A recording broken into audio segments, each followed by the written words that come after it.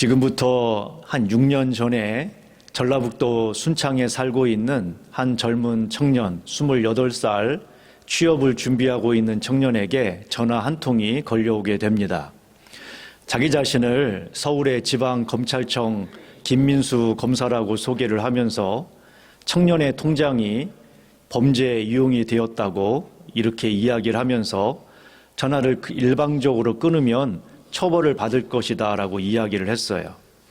깜짝 놀란 청년은 이제 검사에게 자신의 이야기와 상황들을 설명하고 또 검사의 이야기를 계속 들었습니다.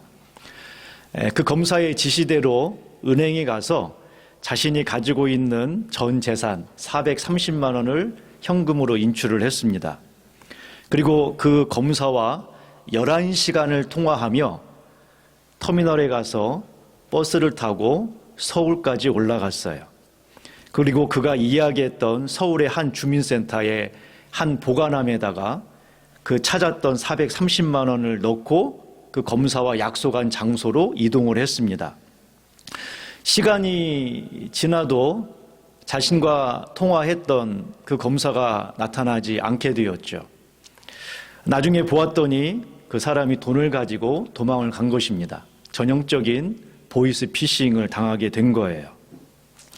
이틀 후에 청년은 스스로 목숨을 끊었습니다. 430만 원이라고 하는 돈 가지고 어떻게 목숨을 끊을 수 있을까라고 생각도 들긴 하겠지만 적어도 이 청년에게 430만 원은 자신의 미래를 준비하는 돈이었던 거예요.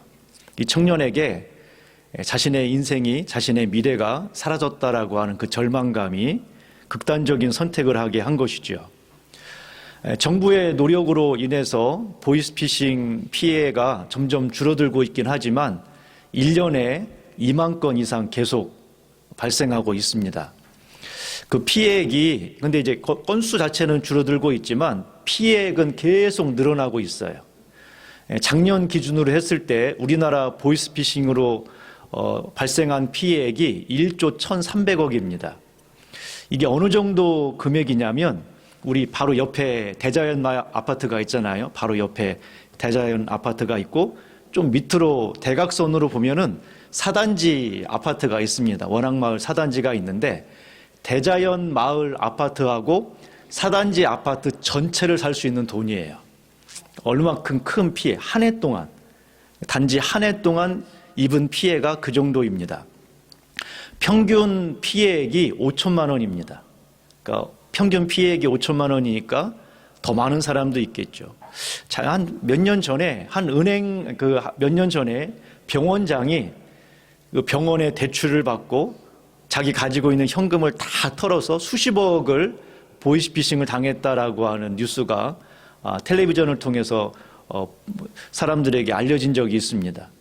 똑똑한 사람이라고요? 똑똑한 사람이 아닌 어리석은 사람만 당한다고요? 검찰도 당하고 판사도 당하더라고요. 그런 일들이 흔하게 발생하고 있습니다. 최근에는 아주 이제 맞춤형으로 그 연령대에 맞추어서 보이스피싱이 이제 기승을 부리고 있어요. 사회 경험이 부족한 20, 30대, 아직 사회에 대한 경험이 부족한 사람들에게는 검찰이나 금감원 사칭을 합니다. 그럼 덜컥 겁이 나잖아요. 대부분의 피해가 이런 걸로 이루어지게 되고 50대, 60대 장년층에게는 보통 낮은 금리로 갈아타라라고 하는 사기 대출이나 아니면 자녀, 친구를 사칭한 메신저 피싱이 기승을 부리고 있어요. 근데 요즘은 특별히 AI의 발전으로 인해서 목소리로 똑같이 변조를 할 수 있거든요. 그래서 전화가 왔는데 자녀 목소리예요. 정말 자녀 목소리. 또 문자가 왔는데 카카오톡으로 왔단 말이에요. 그러면 카카오톡은 안 바꿀 수 있겠지. 이래서 이건 변조가 안 되겠지. 변조 가능합니다. 얼마든지 가능해요. 그러니까 이런 것으로 인해서 그냥 올 60대 어른들은 그냥 목소리가 내 자녀이니까 카카오톡 그 배경이 내 자녀이니까 당연히 내 자녀라고 또는 가까운 친구라고 생각하지만 그렇지 않더라는 거죠. 보이스피싱에 속으면 여러 가지 문제가 발생을 합니다. 가장 큰 문제는 경제적인 문제예요. 경제적인 문제. 이게 회수율이 10%도 되지 않습니다. 그러니까 그것도 중간에 무슨 뭐 은행 직원이 이제 송금을 하려고 하는데 이거 혹시 이거 피싱 아니냐라고 하거나 주변 사람들이 이제 상황을 파악을 해서 알려줘서 그나마 이제 지키거나 또는 이게 범죄 사실을 인지해서 계좌를 중단시키게 인출하지 못하도록 즉시 조치를 취해서 그나마 회수되는 비율이 10%이고요. 90%는 찾을 수가 없어요. 그러니까 한 번 사기를 당하면 그냥 끝인 거예요. 이것이 평생 모은 돈일 수 있지 않겠습니까? 자기가 수십 년 동안 모았던 그 돈이 날아갔어요. 그러면 자신의 그 수많은 시간 동안 참으며 인내하며 모았던 그 과거가 부정당한 거잖아요. 완전히 사라져버린 거예요. 근데 과거만 부정당하는 게 아니죠. 그걸 가지고 사람이 계획하는 게 있잖아요. 젊은 청년들이라면은 결혼을 준비하고 그런가 하면 집을 마련하려고 하거나 나이가 든 사람들은 앞으로의 미래에 안전한 그런 삶을 영위하려고 하지만 그 미래가 완전히 송두리째 날아가 버린 거란 말이에요. 단순한 경제적인 손실이 아니라 삶의 기반 자체가 무너지는 상황이 되는 겁니다.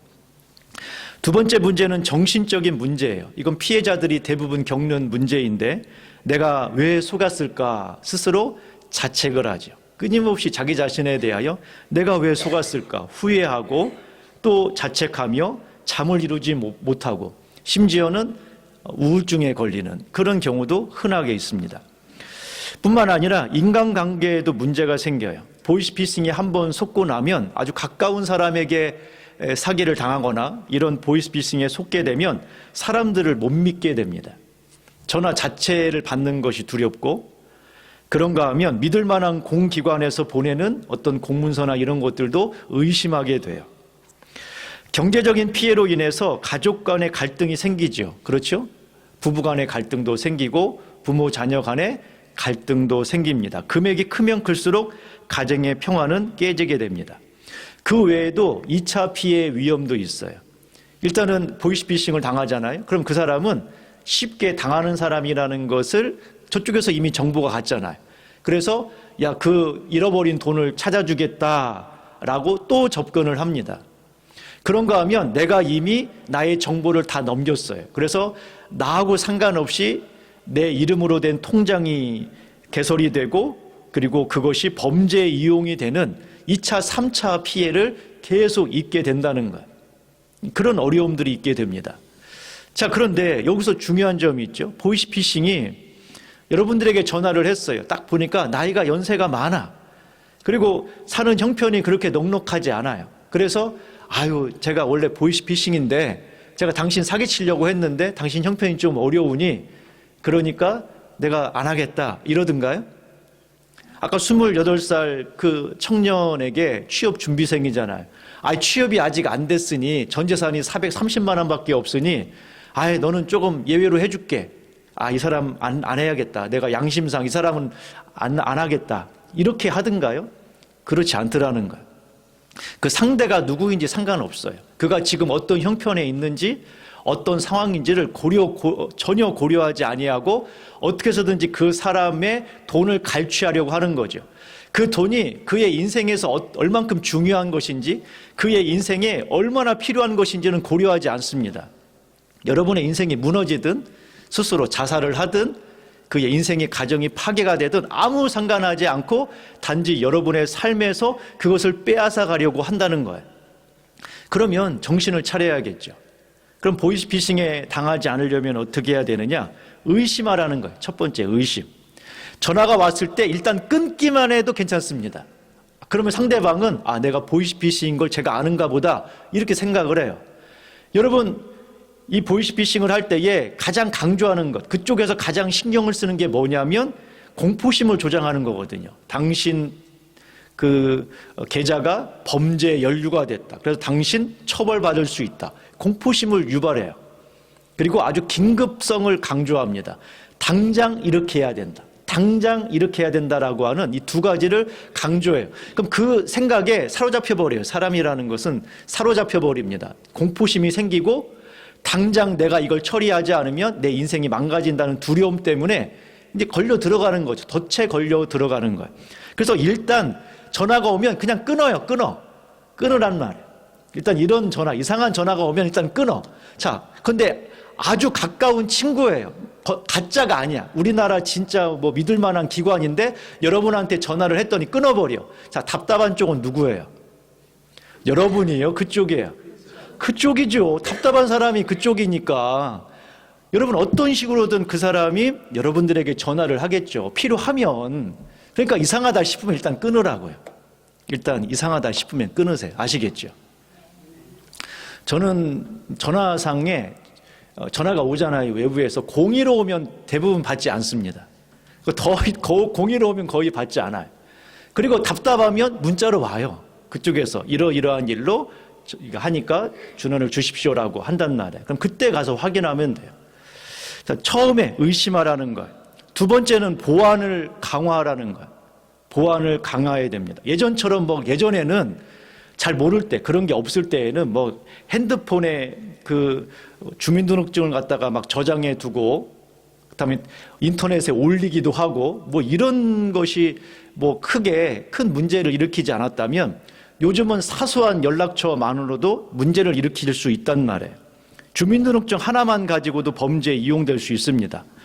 어떤 공공기관에도 여러분의 계좌번호나 비밀번호나 인증번호를 문자로 전화로 요구하지 않아요. 어떤 데도 그런 데는 없어요. 전화나 문자로 여러분의 계좌번호나 비밀번호를 요구하지 않는다고요. 100% 사기입니다. 100% 사기. 절대 알려주면 안 되는 거죠. 거기다 내가 이게 분별력이 없다라고 생각한다면 사람들한테 얘기를 하세요. 자녀한테 내가 이런 전화 받았는데 해도 되냐? 이런 거 있잖아요. 주변 사람들한테 얘기만 해도 여러분 이런 거에 당하지 않습니다. 근데 계속해서 진화할 거예요. 이런 피싱은 계속 진화를 한다고요. 그래서 정신을 차려야 되고 뿐만 아니라 어떻게 해야 되냐? 기본만 지켜도 돼요. 기본만 지켜도 된다고요. 기본, 의심하라. 확인해봐라. 기본만 지켜도 몇 가지만, 그냥 적어도 한두 가지만 확실하게 내가 가지고 있어도 여러분의 삶을 이런 위험으로부터 지킬 수 있다는 거죠. 그런데 여러분, 아까 보이스피싱이 여러분의 상황을 고려하지 않는다고 말씀을 드렸죠. 여러분이 지금 어떤 계획을 가지고 있는지, 그 돈이 여러분에게 얼마나 중요하고 필요한 것인지, 그것이 없을 때 생길 수 있는 어떤 상황들, 건강의 문제, 가정의 파괴, 심지어는 극단적인 선택까지 갈 수밖에 없는 아주 치명적인 문제가 발생할 수 있다는 것을 전혀 고려하지 않는 그런 것처럼, 여러분 이런 피싱만 있는 게 아니라면 어떨까요, 여러분? 그런데 실제로 그렇단 말이에요. 여러분들의 영혼과 여러분의 삶을 무너뜨리려고 하는 영혼의 보이스피싱이 있다는 거예요. 문제는 아까 보이스피싱 그 범죄자들에게 내 개인정보가 있잖아요. 내가 누구인지, 내 전화번호가 무엇인지, 생년월일이 무엇인지 정도는 그들이 가지고 있는데, 그런데 여러분 나의 속속들이를 알고 있는 보이스피싱이 있다면 어떻게 하겠어요? 여러분이 뭘 좋아하는지, 여러분의 계좌와 여러분의 삶의 모든 것들을 속속히 알고 있는 그런 사람이 여러분들을 무너뜨리려고 한다면, 그런데 실제로 그런 게 있단 말이에요. 그 마귀라고 성경은 이야기합니다. 현실적인 보이스피싱과 비교가 안 되는 교묘함과 치명적인 문제를 일으킨다는 거예요. 그런 문제들이 있단 말이죠. 나는 마귀에게 관심이 없으니 마귀도 나에게 관심이 없을 거야. 이건 착각이에요, 착각. 마귀는 여러분들에게 엄청 관심이 많아요. 여러분들이 마귀에게 관심이 있든 없든 상관없이, 여러분이 준비가 됐던 상관없이 여러분들에게 도둑질하고 죽이고 멸망시키려고 호시탐탐 노리고 있다는 거예요. 그래서 성경은 무장하라고 이야기합니다. 무장하라. 사도 바울도 우리의 싸움은 혈과 육을 상대하는 것이 아니라 그 배후에 있는 악한 영들을 상대함이라. 그러므로 하나님의 전신갑주를 입어라. 무장하라는 거예요. 무장. 베드로도 말합니다. 마귀가 우는 사자와 같이 삼킬 자를 찾고 있다. 우는 사자와 같이 삼킬 자를 찾고 있다. 제가 사순절 기간 동안에 어떤 말씀을 준비하고 있었냐면 성품에 대한 준비를 하고 있었어요. 이번 주 성품에 대한 것도 준비가 다 끝난 상태였어요. 그런데 제가 주제를 바꿨습니다. 긴급성 때문입니다. 여러분의 심령과 마음 속에 사단으로부터 여러분 자신을 지키기 위해서 주제를 좀 바꿨어요. 오늘 본문에 보시면 한 아이가 등장을 합니다. 이 아이의 모습을 한번 보시죠. 17절, 18절 보세요. 17절, 18절에 보면 무리 중에 하나가 대답하되 선생님, 말 못하게 귀신 들린 내 아이를 선생님께 데려왔나이다. 귀신이 어디서든지 그를 잡으면 거꾸러져 거품을 흘리며 이를 갈며 그리고 파리에 지는지라. 여러분, 지금 예수님께 어떤 아이가 왔어요. 부모가 그 아이를 예수님께 데려와서 이 아이에 대해서 이야기합니다. 이 아이는 말을 못합니다. 이 아이는 말을 못해요. 이 아이는 듣지를 못합니다. 듣지를 못해요. 듣지도 못하고 말도 못해요. 거기에다가 이 아이는 경련을 일으켜요. 갑자기 이 아이는 심한 경련을 일으키는데 막 몸이 뒤틀리는 거예요. 여기서 거꾸러져라는 말은 이런 의미입니다. 막 괴성을 지르면서 잡아 찢는다는 의미거든요. 잡아 찢고 괴성을 지른다는 거예요. 그러니까 몸이 막 뒤틀리면서 이 아이가 괴성을 지르는 모습이죠. 거품을 흘린다는 것은 아주 흉악하게, 보기가 흉할 정도로 입에서 거품이 막 나는 상황인 거예요. 이를 간다는 것은 신경질적으로 빠드득 이빨을 가는 그런 모습입니다. 이 아이에게 그런 모습이에요. 말도 못해요. 듣지도 못해요.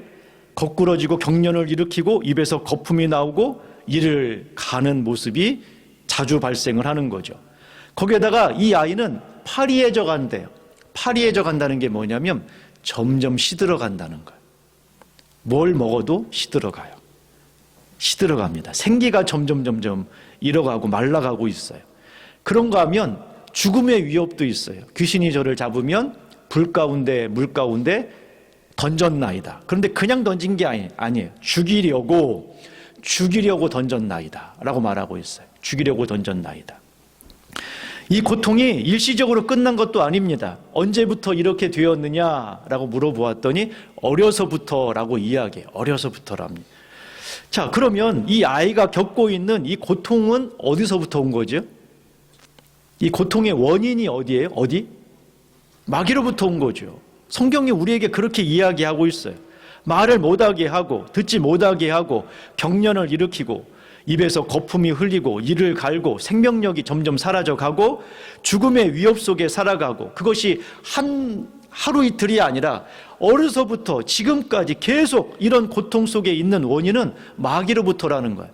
그런데 여러분, 성경이 우리에게 이렇게 이야기하는데 우리가 없다고 말한다면 그게 믿음이라고 말할 수 있겠어요? 마귀는 성도들의 삶을 파괴하려고 합니다. 세상을 사랑해서 하나님으로부터 멀어지게 해요. 하나님으로부터 멀어져요. 그래서 결국은 믿음에서 떠나게 하는 거죠. 여러분, 어떤 문제가 생기면 참 이상하죠. 어떤 문제가 생기면 결론은 하나예요. 마귀로부터 시작한 문제는 결론이 하나란 말이에요. 그게 뭐냐면 어떤 것이든 결론은 하나님부터 떠나는 거예요. 돈이 없다가 생기잖아요. 그럼 어떻게 돼요? 하나님으로부터 떠나요. 돈이 있다가 없어지잖아요. 하나님을 떠나요. 건강이 잃어버리잖아요. 하나님을 떠나요. 교회 안에서 여러 가지 시험이 있잖아요. 하나님에서 떠나요. 결론이 그거예요. 결론이 그거란 말이에요. 그래서 점점 멀어지게 하죠. 디모데전서 4장에 보면 성령이 밝히 말씀하시기를 후일에 어떤 사람들이 믿음에서 떠나 미혹하는 영과 귀신의 가르침을 따르리라. 사람들이 하나님을 따라가는 것이 아니라 믿음에서 떠나 미혹해 하는 것과 귀신의 가르침을 따를 것이다 라고 말해요. 그런가 하면 그 중에 이 세상의 신이 믿지 아니하는 자들의 마음을 혼미하게 하여 그리스도의 영광의 광채가 비치지 못하게 함이라. 마음을 혼미하게 한대. 이 혼미하게 한다는 것은 뭐냐면 뿌연하게 한다는 거예요.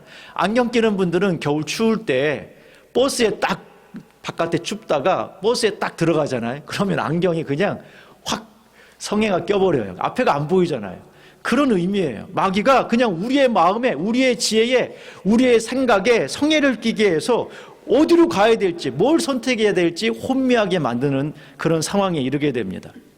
그런가 하면 죄를 짓게 하고, 죄를 지으면 계속해서 죄책감에 시달리게 해요. 이 죄책감에서 벗어나지 못하는 사람들이 많이 있어요.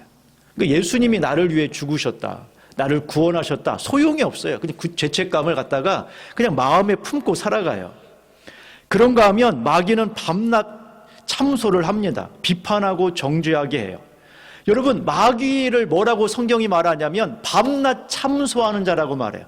밤낮 참소하는 자. 이게 무슨 말이냐면 누군가를 끊임없이 정죄한다는 거예요. 누군가를 끊임없이 비판하는 거예요. 이거 조심하셔야 돼요. 마귀 자체가 참소하는 자라니까요. 밤낮 참소하는 자. 영적인, 눈에 보이지 않는 영적인 존재이지만 수단 방법을 가리지 않고 우리의 삶을 공격합니다. 욥이 대표적인 예 아닙니까? 갈대아 사람과 스바 사람을 통해서 양과 소와 종들을 죽이고 빼앗아 갑니다. 여러분, 번개를 일으키고 태풍을 일으켰어요. 마귀는 이런 일을 절대 할 수 없다? 여러분, 어디서 그런 믿음을 가지고 있단 말입니까? 성경이 그렇다고 이야기하는데, 여러분, 그 집이, 자녀들이, 욥의 자녀가 한 집에 모여서 식사하다가 태풍이 불었어요. 큰 바람이 불어서 그 집에 기둥을 치고 정확하게 폭삭 주저앉아서 그 자리에서 다 죽게 했어요. 태풍을 일으킬 수 있습니다. 욥의 머리부터 발끝까지 종기를 일으켰어요. 그게 누구예요? 마귀란 말이에요. 여러분, 그 욥이 꿈을 꿔요. 잠을 자는데 꿈을 꾸는데 꿈만 꾸면 악몽이야. 꿈만 꾸면. 잠을 제대로 잘 수가 없어요. 그 악몽이 어디서부터 왔느냐? 마귀로부터 왔어요. 가장 가까운 아내로부터 이런 이야기를 하죠. 언제까지 네가 하나님을 순전하게 섬기려고 하느냐? 하나님을 욕하고 죽어라. 여러분, 어떤 문제들은, 적어도 모든 문제가 마귀로부터 온 것이라고 말할 수는 없지만 어떤 것들은 마귀로부터 온단 말이에요. 내가 관심이 없으니 괜찮겠지. 어디서 이런 근거 없는 자신감을 가지고 가세요. 애들이 그러더라고요. 근자감이라고. 근자감이 뭐냐면 근거 없는 자신감이에요. 근거 없는 자신감. 나는 마귀로부터 공격을 안 당할 거야. 걱정 없어. 아니, 어디서, 성경은 지금 무장하라고 거듭 이야기하는데. 이런 근거 없는 자신감 속에 우리의 삶이 깨어지고 망가진단 말이에요. 예수님께서는 단순하게 도덕적인 가르침만 주려고 이 땅에 오신 게 아니에요. 마귀로부터 흑암의 권세를 드러내고 그 다음에 깨트리기 위해서 오셨어요. 구약에 보시면 악한 영들의 존재가 있긴 해요. 그런데 여러분, 갑자기 예수님이 오시자마자 막 악한 영들이 막 세상에 더 많이 출몰했느냐? 그거 아닙니다. 많이 있었어요. 과거에도 많이 있었어요. 그런데 언제 드러났느냐? 주님이 오시니 빛이 오니까 드러나기 시작한 거예요. 여러분, 밤에 보세요. 밤에 깜깜하게 불을 꺼놓고 어두운 밤에 방에서 나와서 거실에 왔을 때에 거실에 뭐가 있는지 알아요? 몰라요? 모르죠. 그러다 불을 켰더니 바퀴 한 마리가 지나가. 그제서야 바퀴가 있구나라는 사실을 알게 되죠. 바퀴 한 마리를 보고 난 다음에 한 마리만 있겠지 이런 사람은 없어요. 그렇죠. 한 마리가 있으면 더 많이 있겠구나 라고 판단을 하겠죠. 바퀴가 없었습니까? 오늘 갑자기 막 12시에 막 이사를 왔나요? 그거 아니죠. 이미 있었어요. 숨어 있었던 것이죠. 그런데 스위치가 켜지는 순간에 보이기 시작한 거예요. 예수님께서 이 땅에 오기 전에도 악한 영들은 활동을 했어요. 에덴 동산에 아담과 하와를 넘어뜨렸고 그 아들이었던 가인의 삶을 망가뜨렸고, 여러분, 사울 왕의 삶 가운데, 그 10년 가운데 그를 부추겨서 죄를 짓게 하는 일들을 끊임없이 했다고요. 그런데 예수님, 그전에는 그래도 그런 일이 있을 때, 어떤 불행한 일이 있을 때는 잘 몰랐어요. 그냥 나의 인생에 그냥 안 좋은 일이 있었구나, 나의 인생에 그냥 불행한 일이 있었구나, 재수 없는 일이 있었구나 라고 그냥 치부해 버렸다고요. 그런데 예수님이 오셔서 불을 켜지게 되자 이것이 어디서부터 왔는지를 확실하게 보여준 거란 말이죠. 예수님이 오신 것은 어둠의 세력을 드러내고 깨트리기 위함이에요. 마귀를 멸하시며 죽기를 무서워함으로 한평생 매여 종로로 타는 모든 자들을 놓아주려 하심이라. 하나님의 아들이 나타나신 것은 마귀의 일을 멸하려 하심이라 라고 말하고 있어요. 예수님의 사역 자체가 영적인 전쟁이었어요. 예수님이 행하셨던 기적의 3분의 1이 악한 영과 관련된 거예요. 예수님이 행하셨던 기적의 3분의 1이 오늘 본문의 내용도 마찬가지고, 수르보닉에 귀신 들린 여자아이를 고친 사건도 마찬가지입니다. 예수님의 사역의 시작과 예수님의 사역의 마지막이 이것이에요.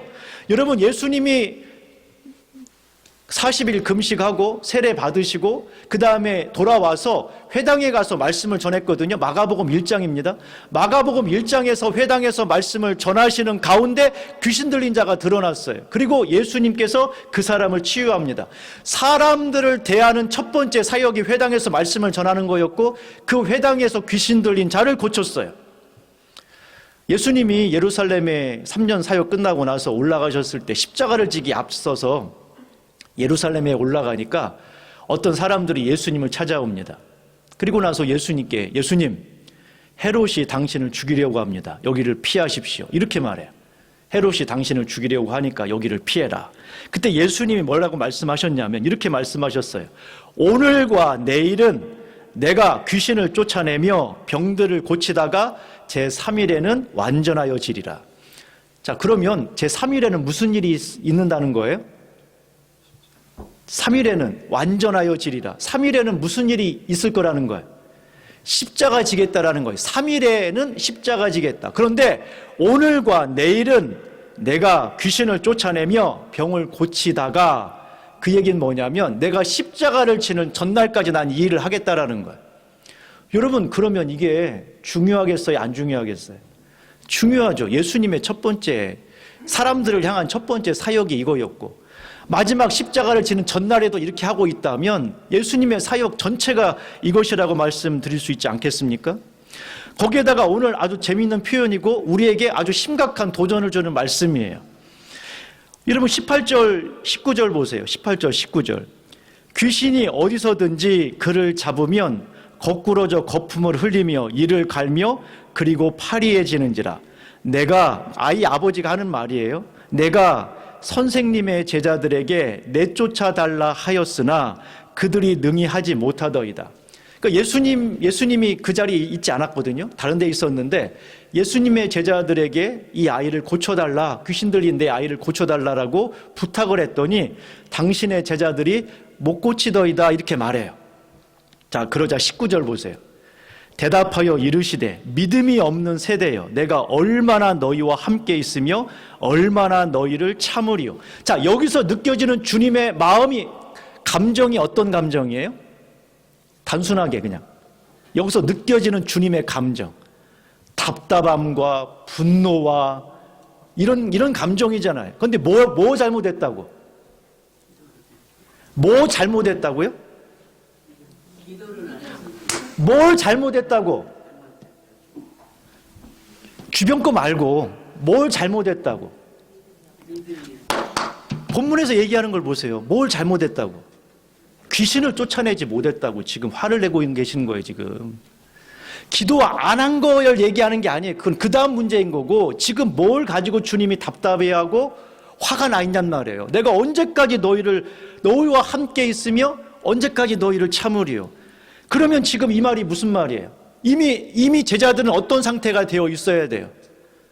항상 준비되어 있는 상태가 되어 있어야 된다고요. 항상 어떤 상황에서든 악한 영으로부터 자기 자신과 주변 사람들을 지킬 준비가 항상 되어 있어야 된다는 거예요. 이게 주님께서 우리를 향한 기대라는 말이에요. 그러면 여러분 준비되어 있냐라는 거예요. 준비되어 있습니까? 항상 어떤 상황에든, 그게 여러분 자신이 됐든, 여러분의 가족이 됐든, 여러분의 친구가 됐든, 여러분이 알고 있는 어떤 사람에 대해서 분별할 수 있고 그것을 할 수 있는 준비가 되어 있냐라는 거예요. 악한 영은 뭔가 수단과 방법을 가리지 않고 우리를 쫓아내려고, 우리의 삶을 파괴하려고 하는데 그걸 분별할 능력이 있습니까? 지난 일주일 동안 여러분의 삶 속에 일어났던 일들 중에서 악한 영들과 관련된 일들을 생각해 보세요. 나는 하나도 없는 것 같다. 하나도 없을 수도 있죠. 그런데 만약에 여러분들이 혹시 분별하지 못하고 있는 것이라면, 그러면 어떻게 하시겠습니까? 오늘 이 아이의 아버지가 믿음이 약해졌어요. 제자들 때문에 믿음이, 소망이 좀 흔들려 버린 거죠. 그러면서 예수님께 할 수 있다면 제 아이를 어떻게 해 주십시오 라고 이야기했더니 예수님 말씀하셨어요. 할 수 있거든이 무슨 말이냐? 믿는 자에게는 능치 못할 일이 없느니라. 여러분 지금 예수님이 가지고 있는 마음을 확실하게 이해하셔야 돼요. 주님이 지금 이것에 대하여 어떤 태도를 취하고 있는가, 어떤 마음을 가지고 있는가. 그러면서 그 귀신을 향하여 명령하십니다. 여러분 악한 영을 향하여 주님께서 명령하시는 이 명령은 어떤 거와 같냐면 한마디로 말하면 법정에서 판사가 판결하는 거예요. 여러분 판사의 권한이 굉장하죠. 이제 남용이 되면 안 되는, 거의 우리나라에서 보면 판사의 권한은 거의 뭐 하나님 같은 권한을 가지고 있어요. 왜? 생명을 사형에 처할 수 있잖아요. 물론 법의 테두리 안에 있긴 한다 하지만 그래 적어도 사람을 사형에 처할 수 있는 권한까지 있으니 얼마나 대단합니까? 근데 주님께서 명령하신 이 명령은 이런 의미예요. 판사가 판결을 내리는 거예요. 여러분 법정에서 소란을 피울 때에 그냥 나가라고 할 수도 있지만 감치를 할 수도 있습니다. 그냥 바로 법정에서 구속시킬 수도 있어요. 그 자리에서. 그런 권한을 가지고 명령한 거예요. 그런 권한을 가지고 부탁을 하거나 달래는 거 아니었어요. 이런 권세를 가지고 명령하는 그 권세가 여러분 안에 있음을 확실하게 믿으셔야 된다는 거죠. 영적인 전쟁에서 승리하려면 여러분 기억하셔야 돼요. 아까 보이스피싱에서 기억하라고 말씀드렸죠. 언제든지 여러분들도 피싱을 당할 수 있습니다. 그 대상이 될 수 있어요. 마귀의 존재를 인정해야만 승리가 보장될 수 있어요. 여러분이 준비될 수가 있단 말이에요. 이걸 비과학적인 상상이라고 하는 것이 아니라 우는 사자와 같이 삼킬 자를 찾고 있다라는 말을 경각심을 가지고 정신을 차려야 한다는 거예요. 여러분 만약에 욥이 스바 사람이 와서 재산을 빼앗아가고 갈대아 사람이 빼앗아가고 하늘에서 번개가 내리고 태풍이 불고 질병, 주변 사람들이 욥을 계속해서 공격하잖아요. 여러분 적어도 욥이 이것이 마귀로부터 온 것을 알았어요? 몰랐어요? 알았어요? 몰랐어요? 몰랐죠. 우리는 알고 있죠. 성경을 통해 읽었으니까. 하지만 욥은 적어도 이게 마귀로부터 온 것을 몰랐어요. 몰랐다고요. 그러면 적어도 여러분은 이런 일들에 대해서 분별할 수 있겠습니까? 여러분이라면 여러분의 욥이 적어도 나중에야 깨닫게 되었지만 적어도 그 순간에 그 일들이 일어나는 상황 속에서는 이게 마귀로부터 온 것이라는 것을 전혀 인지하지 못했다는 말이에요. 그러면 지난 일주일 동안, 지난 몇 개월 동안 여러분이 겪고 있는 어떤 어려움들, 나의 삶 속에서 일상의 위기들이 있을 거 아니겠습니까? 단지 그것에 대해서 운이 좋지 않아서 그런가 보다, 요즘 국제적인 정세가 좋지 않아서 그런가 보다라고가 아니라 이것이 정말 악한 영의 전쟁의 한 복판에 서 있음을 알고 있냐라는 거예요. 성경은 우리에게 그렇게 말하고 있는데 말이죠.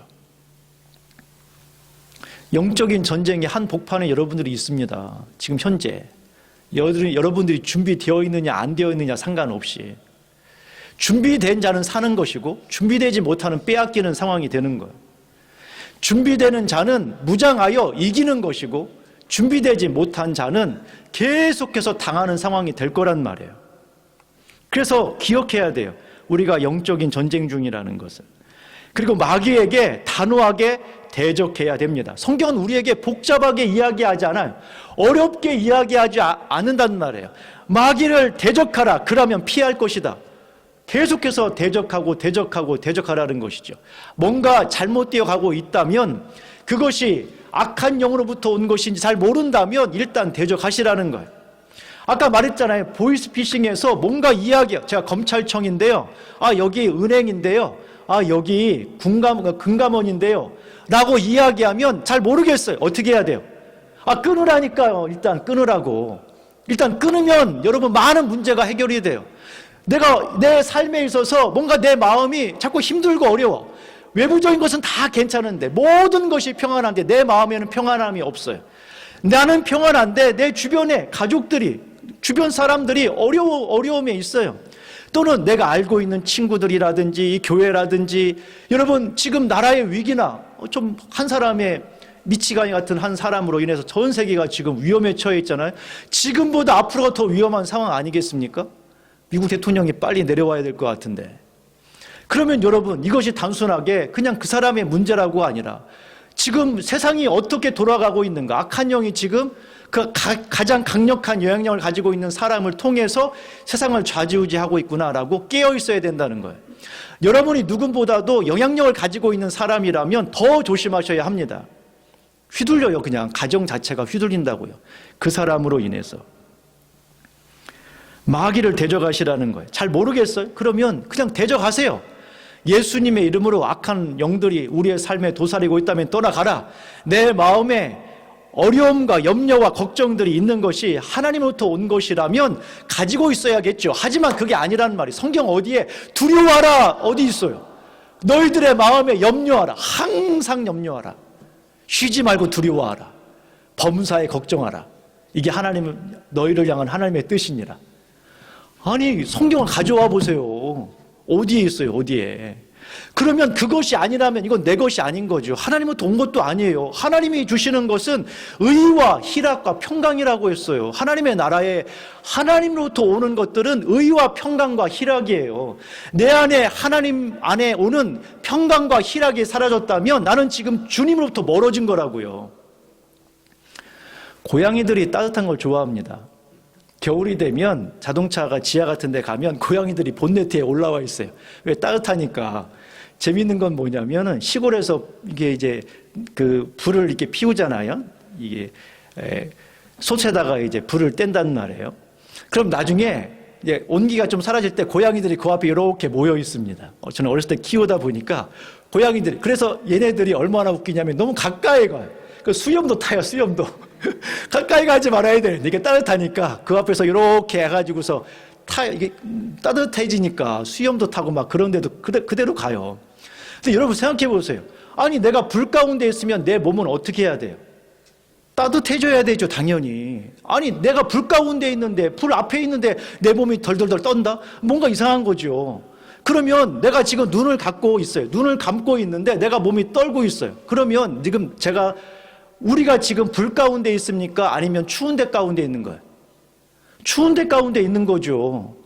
아니 주님으로부터 내 안에 주님이 가득 차면, 주님의 나라가 내 안에 이루어지면 의와 평강과 희락이라고 했는데, 내 마음에는 근심과 걱정이 있으면 지금 나는 주님으로부터 멀어져서 떨고 있는 거예요. 그럼 정신을 차려야죠. 정신을 차려야죠. 여러분에게서 많은 것을 빼앗아 갑니다. 여러분, 오늘 주님께서 왜 우리에게 이런 일이 없었습니까? 제자들이 물어보자, 야, 이거는 기도 외에는 안 돼. 이런 종류는 기도 외에는 안 된다고 이야기하셨어요. 기도 외에 다른 것으로는 이런 종류가 나갈 수 없다. 여러분이 만약에 어떤 문제가 있어요? 돈으로 해결할 수 있어요. 운동으로 해결할 수 있어요. 몸이 아프면 돈으로 치료받으면 되고 운동해서 회복하면 돼요. 그런데 그게 만약에 악한 영으로부터 온 것이라면 돈으로 해결 안 된다는 거예요, 지금. 그거는 기도밖에 안 된대요. 그냥 기도가 아니죠. 살아있는 기도죠. 여러분, 당시 제자들이 기도 안 한 줄 아십니까? 기도했어요. 여러분, 유대인들은 하루에 3번씩 아침, 정오에, 저녁 때 기도해야 돼요. 의무적으로. 그런가 하면 해가 더 기도하는 사람들은 하루에 7번씩도 기도했어요. 제자들은 의무적으로 기도해야 돼요. 마치 오늘날 반드시 새벽 기도를 해야 되는 것처럼, 목회자에게 그게 의무처럼 느껴지는 것처럼 당시의 제자들은, 유대인들은 하루에 몇 번씩 기도해야 되는 의무가 있었다고요. 기도를 안 한 게 아닙니다. 그들이 맨날 놀았다고 생각하시면 안 돼요. 그들은 기도했어요. 했는데 어떤 기도를 했느냐? 살아 움직이는 기도가 아니었던 거죠. 아무런 영양가가 없는 기도를 한 거예요. 아무런 영양가가 없는 기도. 제자들이 여러분 귀신 들린 아이를 데리고 기도하지 않았겠어요? 대적하고 쫓아내고 예수님의 이름으로 떠나가라 했지요. 그리고 놀라운 사실은 제자들은 이 사건 이전에 이미 그런 일을 했어요. 예수님이 둘씩 보내면서 귀신을 쫓아내고 죽은 자를 살리라고 했기 때문에 제자들은 이미 경험을 가지고 있다고요. 그런데 어떻게 했어요?